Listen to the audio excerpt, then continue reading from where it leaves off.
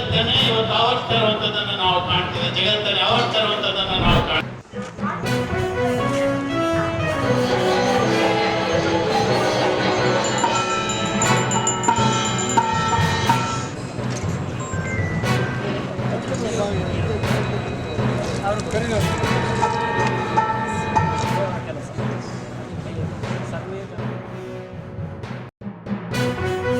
ರಾಜ್ಯ ಸರ್ಕಾರದ ಸೇರಿಸಿ ಅದನ್ನು ಅವರು ಬಿಟ್ಟುಕೊಟ್ಟು ಕೊಂಕಣ ರೈಲ್ವೆ ಜೊತೆ ಮರ್ಜಿಂಗ್ ನಮ್ಮ ರಾಜ್ಯದ ಮುಖ್ಯಮಂತ್ರಿ ಕೂಡ ನೇತೃತ್ವವನ್ನು ವಹಿಸಿಕೊಳ್ಳಬೇಕು.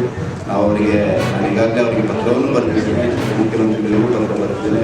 ನಮ್ಮ ಶಾಸಕರುಗಳು ಮೊನ್ನೆ ವಿಧಾನ ಸಭೆಯ ಅಧಿವೇಶನದಲ್ಲಿ ಈ ಬಗ್ಗೆ ಪ್ರಶ್ನೆಯನ್ನು ಕೂಡ ಎತ್ತಿದ್ದಾರೆ. ಹಾಗಾಗಿ ನಮ್ಮ ಒಟ್ಟು ಪ್ರಯತ್ನ ಜಿಲ್ಲೆಯ ಎಲ್ಲ ಶಾಸಕರು ನಮ್ಮದು ಒಟ್ಟು ಸೇರಿ ಮತ್ತು ನಮ್ಮ ಪಾರ್ಟಿಯ ಒಟ್ಟು ಪ್ರಯತ್ನ, ನಮ್ಮ ಆಗ್ರಹ ಕೊಂಕಣ ರೈಲ್ವೆ ಇಂಡಿಯನ್ ರೈಲ್ವೆ ಜೊತೆ merge. Some more developments are coming up. So next few months we'll come to know about it also.